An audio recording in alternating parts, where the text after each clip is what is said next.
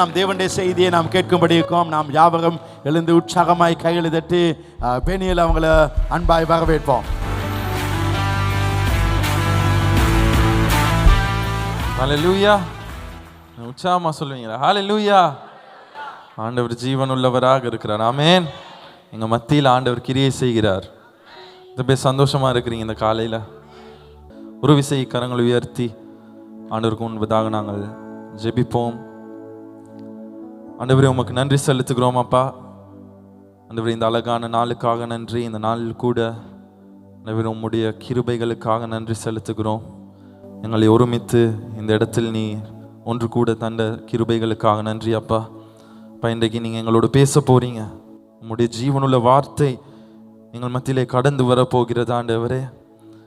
ஆண்டவர், உம்முடைய விருப்பம் என்னவோ அதன்படி நாங்கள் வாழ்வதற்கு நீர் எங்களுக்கு கற்றுக் கொடுப்பீர். ஆவியானவரே, அதை நாங்கள் எங்கள் காதுகளினால் கேட்க மாத்திரமல்ல, எங்களுடைய இருதயங்களில் அதை புரிந்து கொண்ட அந்த ஆழங்களில் நாங்கள் வாழுவதற்கு நீர் தாமே எங்களுக்கு உதவி செய்வீராக, எங்களை வழி நடத்துவீராக, எங்களுக்கு பலத்தை கொடுப்பீராக.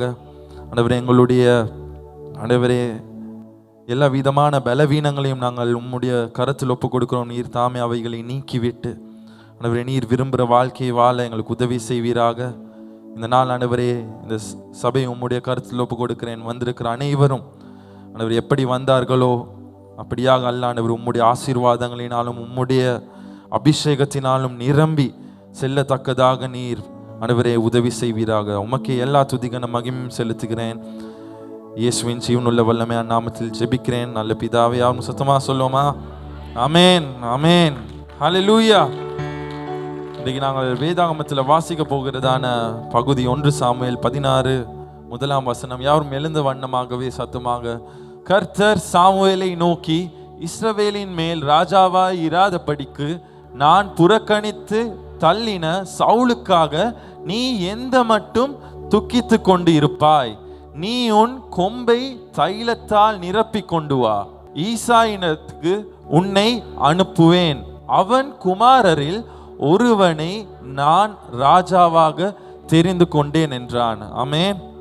இந்த வசனத்துல பார்க்கிறோம், தேவன் சாமுவேலை நோக்கி சொல்லுறாரு, நீ இன்னும் நடந்த ஒரு விஷயத்துக்காக நீ துக்கித்து அழுது கொண்டு இருக்கிறாய், அது போதும்.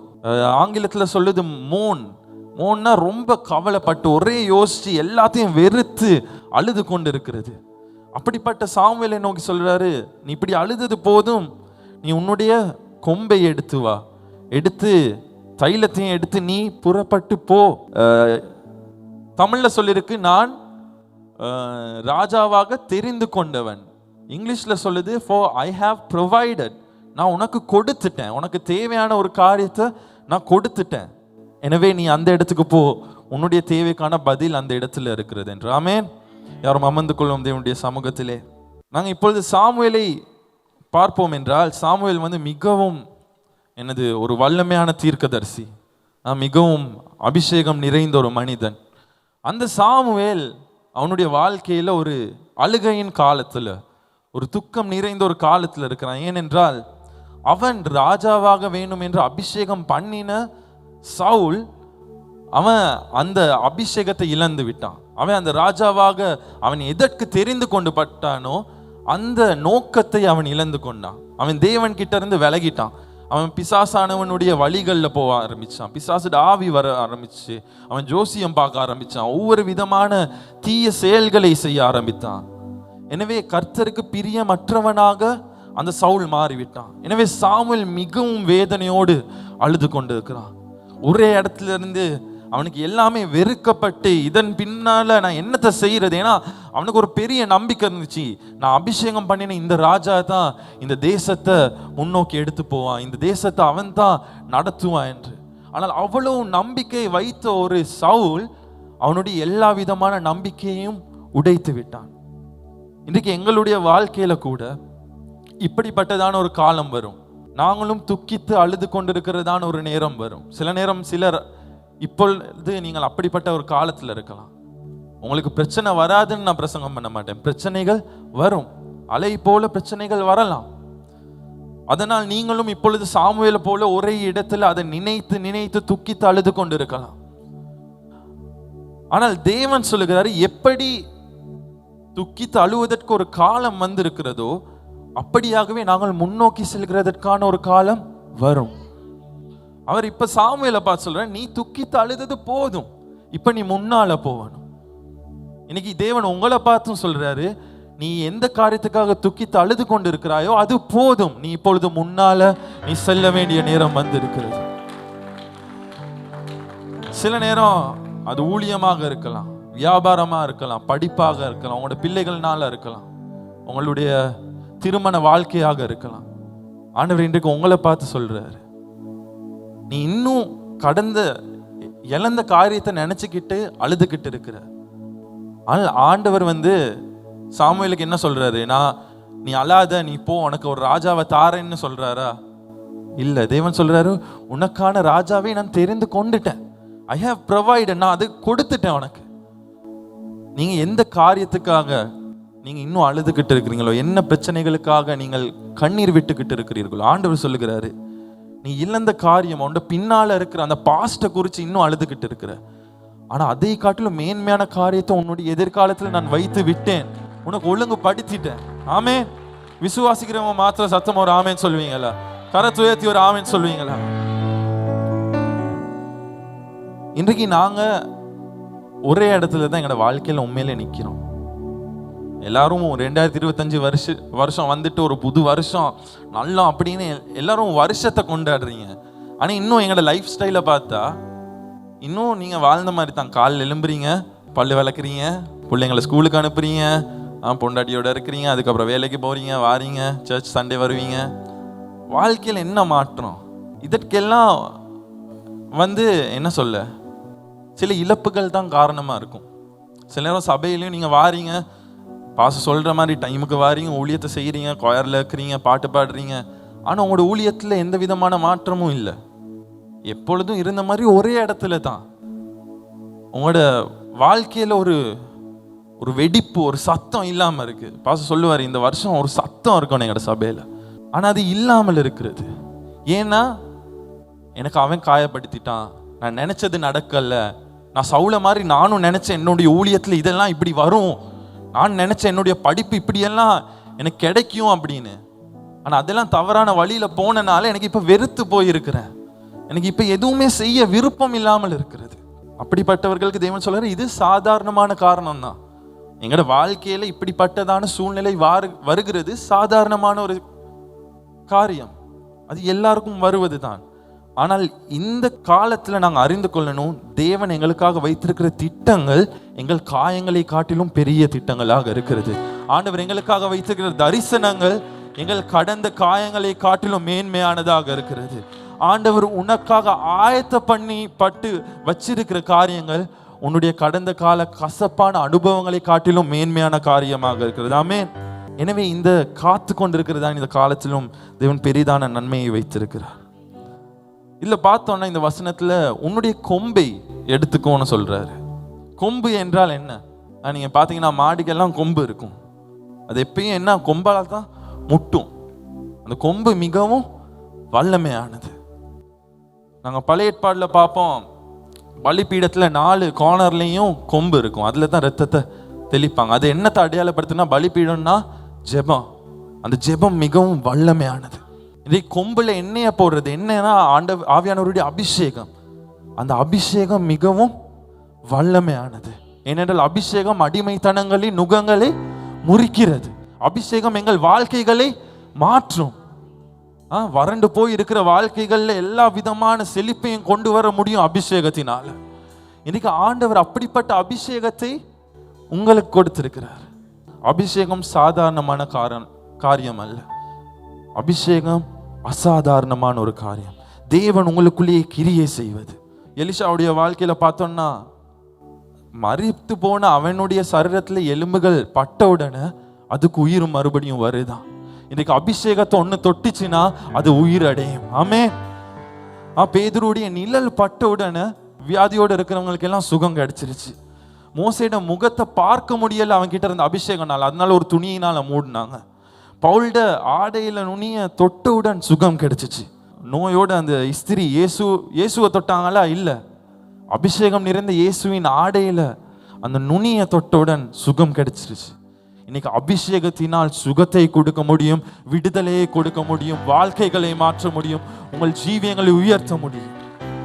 அபிஷேகம் உன்னுடைய வாழ்க்கையை மாற்றும்.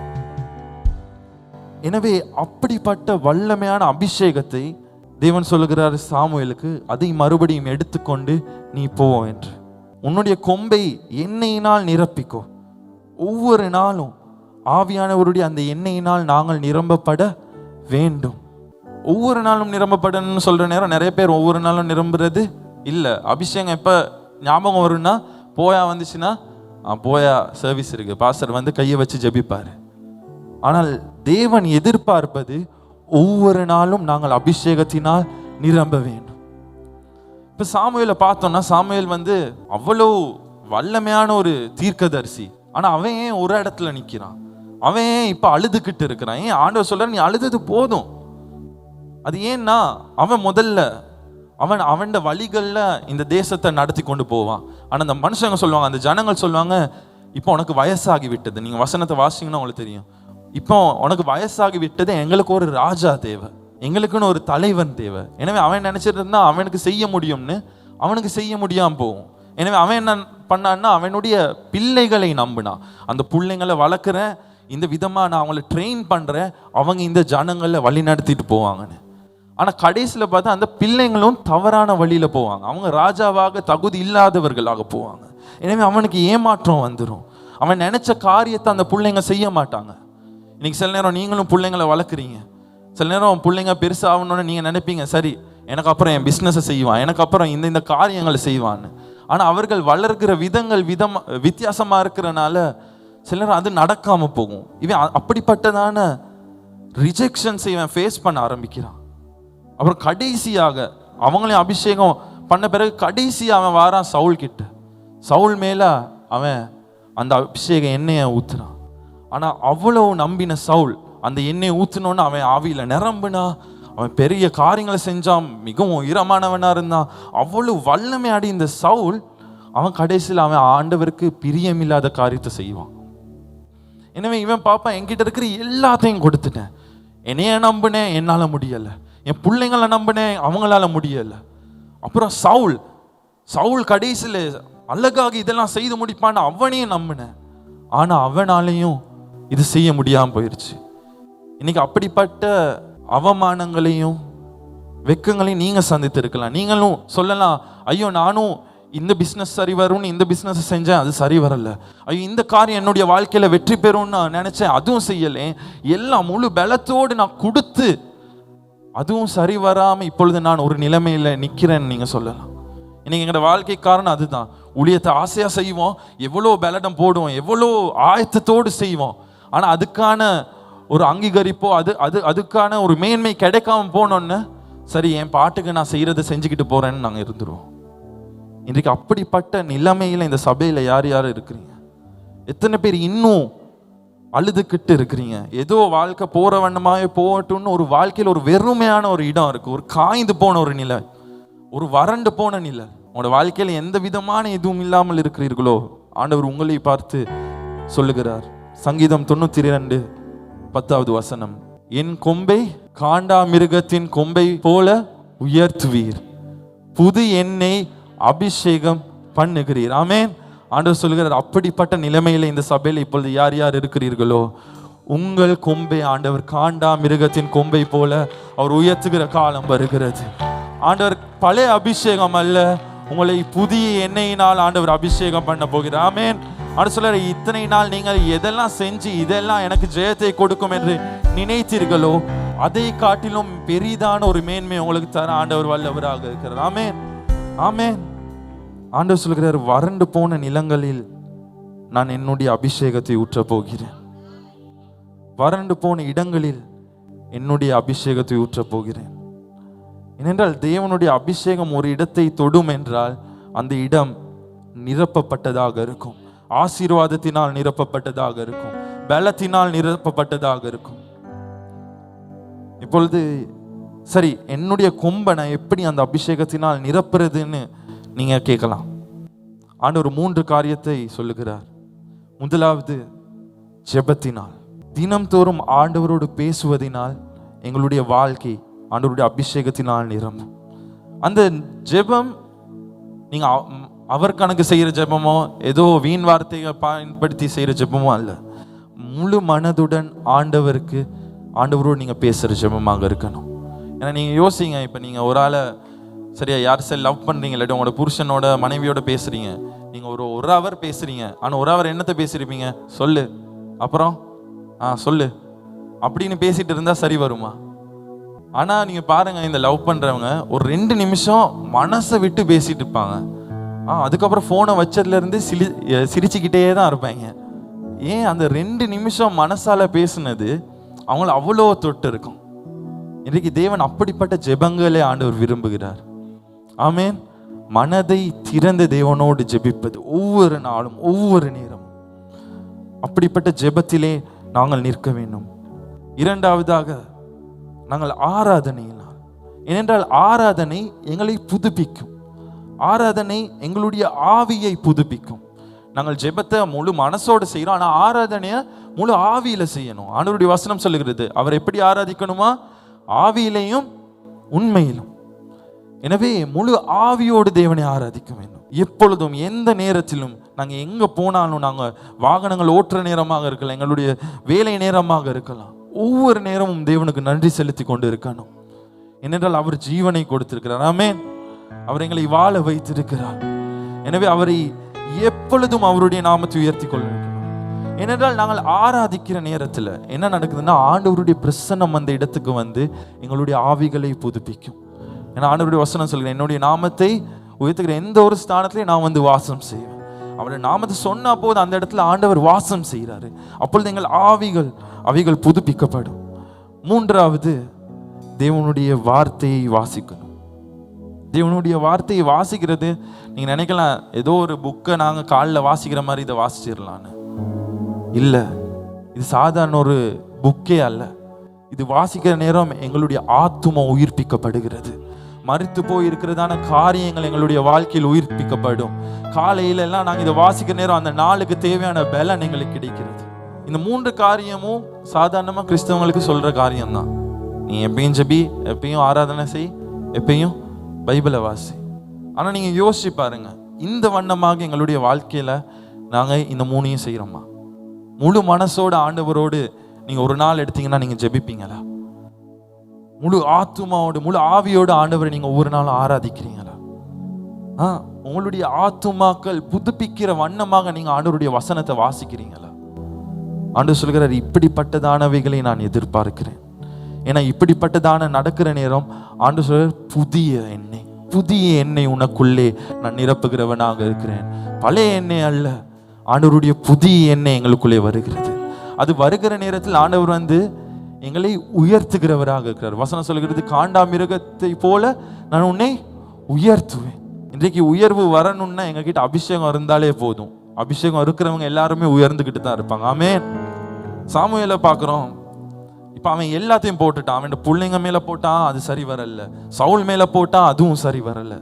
கடைசி அவன் வந்திருக்கிற இடத்துல ஆண்டவர் அவனை பார்த்து சொல்லுகிறாரு, நீ எழுந்து போ, நீ இப்ப அழுந்த இடத்துல இருந்து எழுந்து போ.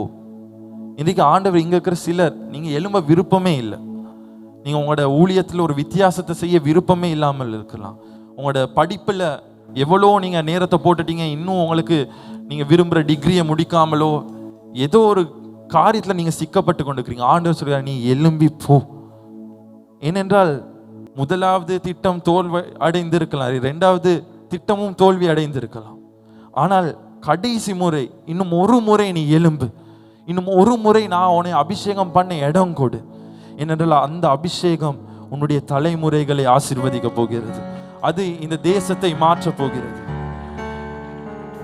என்றால் சாமுவேலை பார்க்கிறோம். சாமுவேல ஆண்டவர் எங்க சொல்றாரு? தாவீது இடத்துக்கு போ, தாவீத ராஜாவாக்கு. இந்த தாவீது யாரு? தாவீது வந்து தேவனுடைய இருதயத்துக்கு மிகவும் பிரியமானவனாக இருந்தான். இந்த தாவீது எப்பொழுதும் தேவனை ஆராதித்து கொண்டிருக்கிறவனாக இருந்தான். இந்த தாவீது அரக்கர்களை அழித்து கொண்டிருக்கிறவனாக இருந்தான். இப்படிப்பட்ட தாவீது இடத்துக்கு போ. ஏன்? இந்த தாவீதை கொண்டு தான் ஆண்டவர் என்ன பண்ணாரு? எருசலேம் நகரத்தை கட்டினது. இந்த தாவீதின் மூலமா தான் இயேசு கிறிஸ்து இந்த உலகத்துக்கு வந்தார். இந்த தாவீதின் மூலமா தான், அந்த வம்சத்தின் மூலமாகத்தான் மரியாள் என்று ஒரு பெண் அவர் தேர்ந்தெடுக்கப்பட்டு அவளின் மூலமாக இந்த உலகத்தின் இரட்சகர் வந்தது.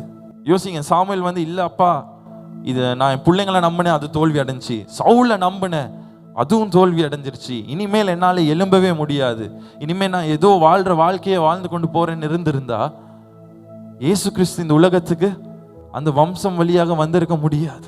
இன்றைக்கு தேவன் உங்களுக்கு எழும்ப சொல்றது, உங்களை மாத்திரம் ஆசீர்வதிக்க அல்ல, உங்களை மாத்திரம் அபிஷேகம் பண்ண அல்ல, உங்களின் மூலமாக சில வருடங்கள் சில காரியங்கள் நடக்க போகிறது. அந்த காரியங்கள் இந்த தேசத்தை மாற்றும். தேவன் உங்களை தெரிந்து கொண்டிருப்பது, உங்களுக்கு அவருடைய அபிஷேகத்தை கொடுப்பது இந்த ஜீசஸ் சபைக்கு மாத்திரம் நீங்க ஒரு ஊழியம் செய்யறதுக்காக அல்ல. ஆனால் இந்த இலங்கை தேசத்துல அநேகரை எழுப்ப போகிறார் உங்களையும் கொண்டு. ஆனால் இந்த உலகத்தில் சிலரை உங்களை கொண்டு எழுப்ப போகிறார்.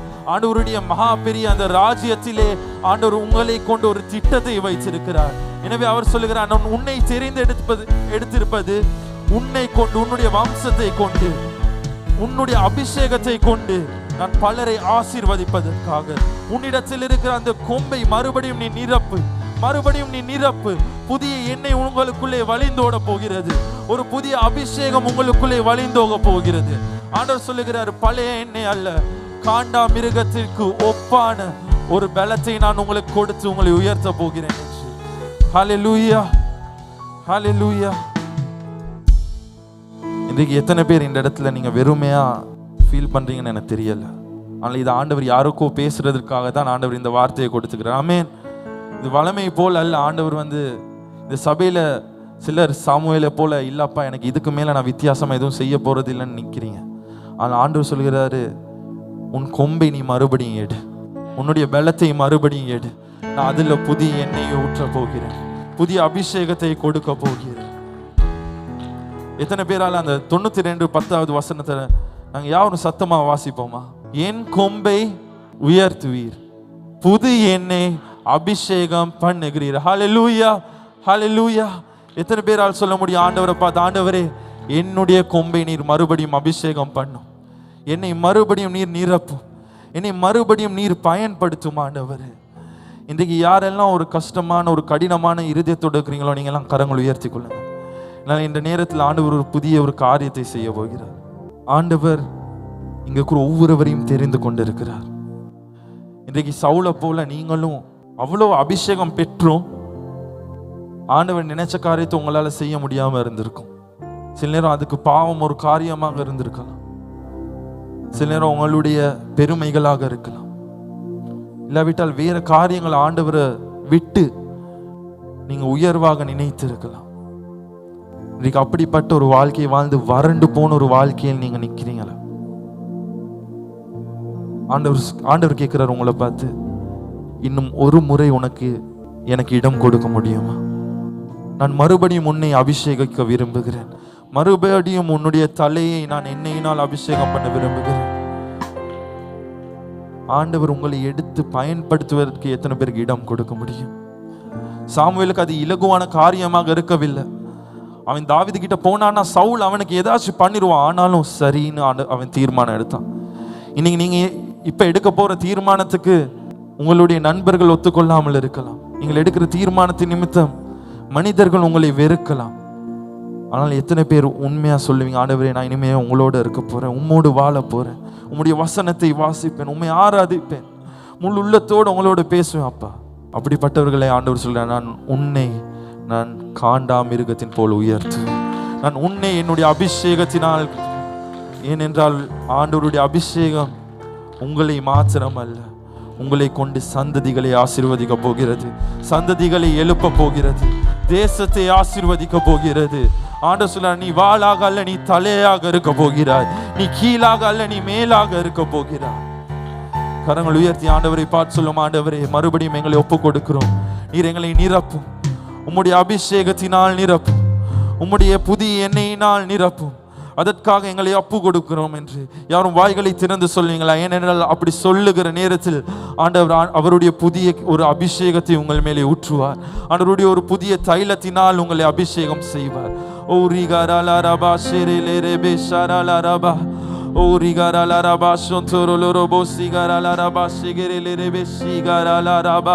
யாரும் வாய்களை திறந்து என்றால் இந்த நேரத்தில் ஆண்டவருடைய பிரசன்னம் எங்கள் மத்தியிலே இருக்கிறது. அந்த பிரசன்னம் உங்களை உயிர்ப்பிக்கிறது.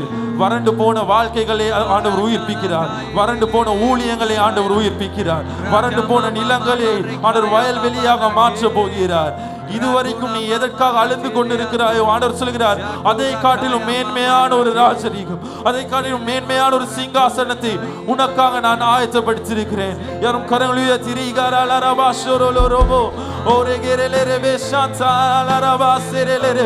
புதிய எண்ணெய், புதிய அபிஷேகம், புதிய தைலம், புதிய பலன், புதிய வல்லமை.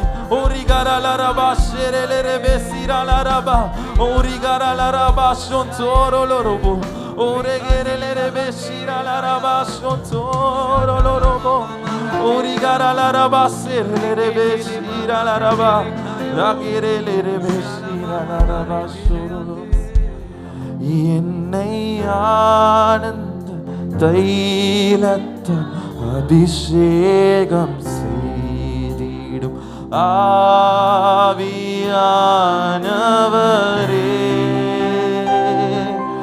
என்னை ஆனந்த தைலத்தை. உண்மையாக சொல்லுங்க, ஆண்டவரை பார்த்து அவர் அபிஷேகம் செய்கிறார். அவரை பார்த்து ஆவியானவரே,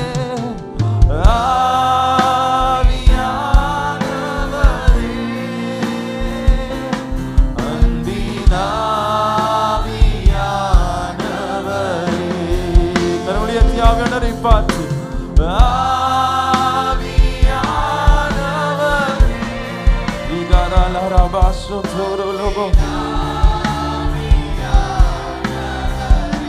வறண்ட நிலங்கள், வறண்ட நிலங்கள்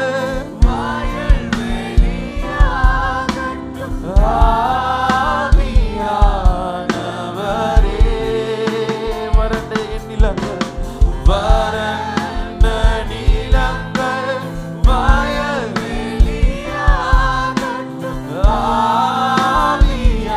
ஆவியானவரே, அன்பின் ஆவியானவரே, அன்பின்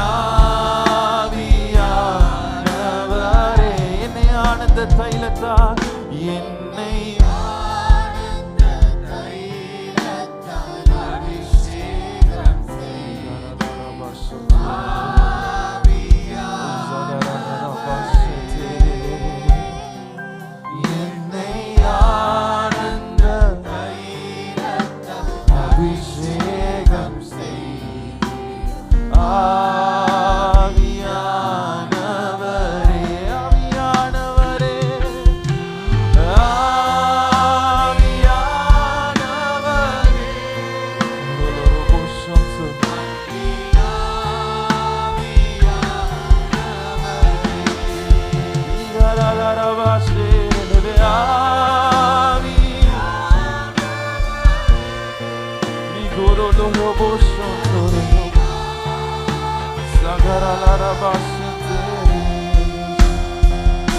கரங்களை உயர்த்திக் கொள்வோம். இந்த நேரம் ஒரு தீர்மானத்தை உண்மையாக எடுப்போம். உண்மையான ஒரு தீர்மானத்தோடு இந்த இடத்தில் ஆவியானவருக்கு இடம் கொடுங்க. உங்களுடைய இருதயங்களை திறங்க. ஆண்டவர் எல்லாவற்றையும் அறிந்திருக்கிறார். பிரியமானவர்களே, நீங்கள் போன பாதையை ஆண்டவர் அறிந்திருக்கிறார். ஏன் இப்ப நீங்க சிக்கி இருக்கிறீங்களோ அதையும் ஆண்டவர் அறிந்திருக்கிறார். ஏன் உங்களோட வாழ்க்கையில கண்ணீர் இருக்கு, அதை ஆண்டவர் அறிந்திருக்கிறார். ஆண்டவர் விரும்பவில்லை நீங்கள் இப்படியே இருப்பது. ஆண்டவரை பார்த்து சொல்லலாம், ஆண்டவர் உம்முடைய அபிஷேகத்தை இழந்தவனாக நான் இந்த இடத்துல நிற்கிறேன். மறுபடியும் என்னை அபிஷேகி, மறுபடியும் ஆண்டவர் என்னுடைய கொம்பை நீர் அபிஷேகம் பண்ண. சில நேரம் அந்த அபிஷேகத்தை நாங்க சின்ன காரியமா நாங்க நினைச்சிருப்போம்ப்பா. பணம் சம்பாதிக்கிறதற்கும் இந்த வாழ்க்கை வாழ்வதற்காக அல்ல ஆண்டவரை, பெரிதான காரியங்களை, தேசங்களை மாற்றுவதற்காக எங்களை அழைத்திருக்கிறேன். தலைமுறைகளுக்காக எங்களை அழைத்திருக்கிறேன். எத்தனை பேருக்கு ஒரு நிமிஷம் இடம் கொடுக்கலாம் அந்த ஆவியானவர் உங்களுக்குள்ளே கிரியை செய்வதற்கு? ஆவியானவருடைய வல்லமையை நான் இந்த இடத்தில் காண்கிறேன். இந்த இடத்தில் எங்களுடைய வார்த்தைகள் அல்ல, ஆவியானவருடைய கிரியை இந்த இடத்தில் இருக்கிறது. அது உங்களுக்குள்ளே கிரியை செய்கிறது. வார்த்தையை விதைத்திருக்கிறேன், இப்பொழுது ஆவியானவர் உங்களுக்குள்ளே கிரியை செய்கிறார். என்னுடைய பலமோ என்னுடைய பராக்கிரமோ அல்ல, தேவனுடைய ஆவி உங்கள் மத்தியிலே கிரியை செய்கிறது. சிலருடைய வாழ்க்கையில் சில ஆழமான காரியங்களை ஆண்டவர் மாற்றிக்கொண்டிருக்கிறார். வாழ்க்கையில் சில காரியங்களை ஆண்டவர் மாற்றிக்கொண்டிருக்கிறார், வித்தியாசத்தை உண்டு பண்ணி கொண்டிருக்கிறார். முழுவதுமாக சரணடைங்க, முழுவதுமாக.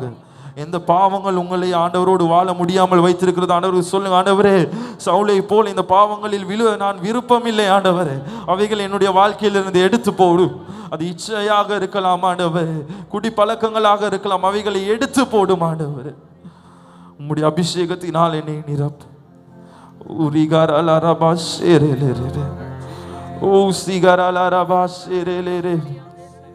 ஒரு கிரியை செய்ய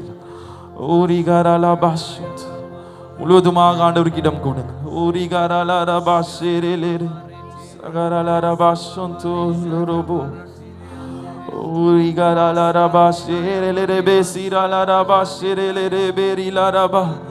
ஓ, அவருடைய புதிய எண்ணெயை பெற்றுக்கொள்ளுங்க, அவருடைய புதிய அபிஷேகத்தை பெற்றுக்கொள்ளுங்க.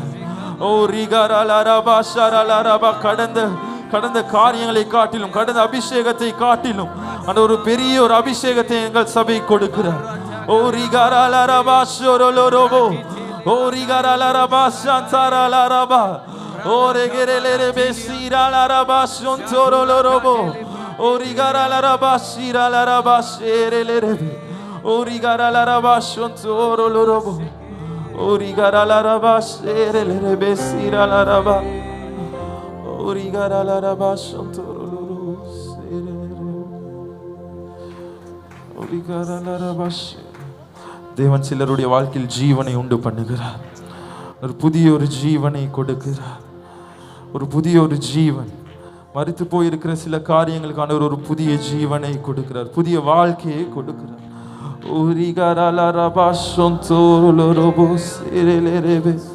விட்டு விடாதீங்க, ஆண்டவர்கிட்ட முழுவதுமாக அவருடைய அபிஷேகத்துக்கு.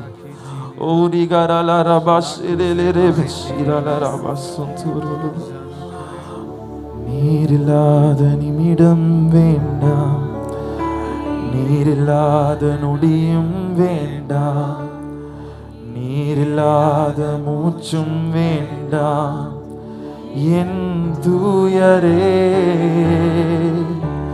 நீரில்லாத நிமிடம் வேண்டாம், நீரில்லாத நொடியும் வேண்டாம், நீரில்லாத மூச்சும் வேண்டாம் என் தூயரே. உண்மையாக சொல்வீங்களா அப்பா பார்த்து? நீரில்லாத நிமிடம் வேண்டாம், நீரில்லாத நொடியும் வேண்டாம், நீரில்லாத மூச்சும் வேண்டாம் என் தூயரே. நீரில்லாத நிமிடம் வேண்டாம், நீரில்லாத நொடியும் வேண்டாம், நீரில்லாத மூச்சும் வேண்டாம் என் தூயரே. எங்கள் அன்பின் ஆவியானவரே, எங்கள் இதயத்தில் வாசம் செய்பவரே. உண்மையாக சொல்லுவோம், எங்கள்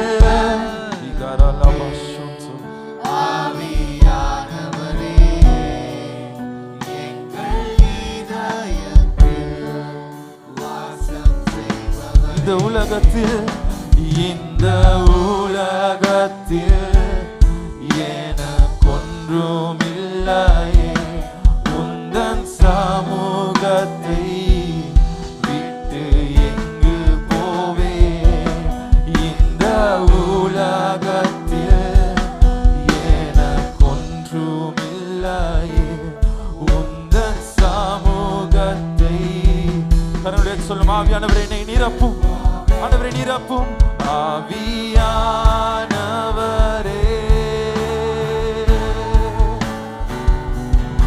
என்னை நிரப்புமே. உந்தன் பிரசன்னத்தில் நான் தொலைந்து போவேன். ஆவியானவரே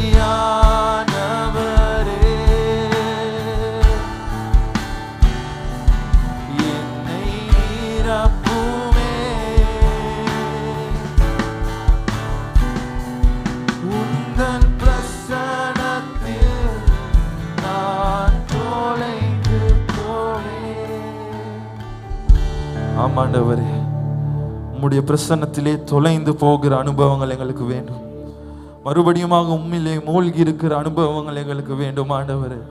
மறுபடியும் ஆண்டவரை எங்கு பார்த்தாலும் உம்முடைய அபிஷேகம் எங்களுக்கு உணர்கிறதான அனுபவங்கள் எங்களுடைய வாழ்க்கைக்குள்ளே வேண்டும் ஆண்டவரே. ஆண்டவரே, அதற்கு நாங்கள் உம்மிடத்திலே எங்களை முழுவதுமாக ஒப்பு கொடுக்கிறோம். எங்களை முழுவதுமாக ஒப்பு கொடுக்கிறோம் ஆண்டவரே. நாங்கள் இப்பொழுது நீர் சொன்னபடியே ஆண்டவரே ஒரே இடத்தில் இருக்காமல் நாங்கள் இப்பொழுது எழும்புகிறோம் ஆண்டவரே. ஒரு குடும்பமாக நாங்கள் எழும்புகிறோம் ஆண்டவரே. எங்கள் கொம்புகளை எடுத்துக்கொண்டு அந்த எண்ணெயினால் நிரம்புவதற்காக நாங்கள் எழும்புகிறோம் ஆண்டவரே. நீர் தாமே எங்களை வழி நடத்துவீராக. உமக்கே மகிமை செலுத்துகிறேன் ஆண்டவரே. ஊரிகார் அல்லாஹ். ஹல்லேலூயா. ஆண்டவர் நம்மோடு பேசினார். இது ஒரு காரியத்தை செய்து இது ஏன் தான் இப்படி செஞ்சேன்னு இருக்கலாம். சவுல் அபிஷேகம் பண்ணி சாமுவேல் மிஸ்டேக் ஆக்கிட்டு உங்கள் வாழ்க்கையில் நீங்கள் செஞ்ச காரியத்துக்காக இப்போ யோசித்து கொண்டு இருக்கலாம். கடவுள் சொல்லாரு, நீ எது மட்டும் அப்படியே இருப்பானு. நீங்கள் உங்கள் காரியத்தை குழப்பி போட்டுக்கலாம். ஆனால் கர்த்தர் சொல்லாரு, பரவாயில்ல, நீ என்னையே போட்டுக்கலாம். நீ நிறைய டைமை கொடுத்துக்கலாம். உன் பிஸ்னஸ் ஆக்கலாம், உன் குடும்பம் ஆக்கலாம், பிள்ளை ஆக்கலாம், உன் வாழ்க்கை ஆக்கலாம், ஒரு வீடு கட்டுறதுக்காக ஆக்கலாம். எதுவும் இல்லாட்டி ஒரு காகத்துக்காக படிப்புக்காக கூட ரொம்ப டைம் ஸ்பெண்ட் பண்ணி எல்லாத்தையும் இழந்துருக்கலாம் அந்த ஓயிலில். ஆனால் கர்த்தர் சொல்லாரு, நீ இழந்துருக்கிற அந்த ஓயில். அவன் சவுல் அபிஷேகம் பண்ண தைல குப்பியில், ஏன்னா அந்த குப்பியை இழந்துருக்கலாம். ஆனால் கர்த்தர் சொல்லாரு, நான் உனக்கு இன்னொரு காரியத்தை செய்கிறதுக்கு இதை விட அதிகமானது தருவேன். ஒரு கொம்பை தருவேன், ஒரு கொம்பு. இந்த காலையில் கர்த்தர் நீங்கள் இருக்கிறத விட்டுட்டு இன்னொன்றை செய்ய உங்களை கர்த்தர் சொல்கிறார். அந்த காரியம் ரொம்ப கஷ்டமான காரியம் மக்களாம். ஏன்னா சவுலை விட்டுட்டு இப்போ தாவீது அபிஷேகம் பண்ண போன 2ஆம் வசனம் சொல்லுது, சவுலுக்கு கேள்விப்பட்டா கொண்டு போட்டுவான், என்னை வெட்டி போட்டுவான். ஆனால் கடவுள் சொல்ல, நீ போ, நான் கூட இருக்கேன்னு. அதே மாதிரி உங்கள் லைஃப்பில் நீங்கள் எடுக்க போகிற தீர்மானம் சில பெரிய ரிஸ்க் ஆக்கலாம். இதை செய்ய போயிட்டு லைஃப் மிஸ் ஆகலாம். ஆனால் கர்த்தர் சொல்ல, பயப்படாத, நீ செய், நான் இருக்கிறேன். ஆமென். நீ காலவாய். அந்த தாவீது மூலம் இயேசு பிறந்தார். ஆமென். தாவீதின் குமாரன் பிறந்தார். தாவீதின் வேர் வந்தது. அதே மாதிரி நீங்கள் இனி செய்ய போகிற காரியம் பல பரம்பரைக்கு தலைமுறைகளுக்கு ஆசீர்வாதமாக கர்த்தர் செய்வார். ஆமென். கர்த்தர் உங்களை நிறைவாக கொடுத்து ஆசீர்வதிப்பார். ஆமென்.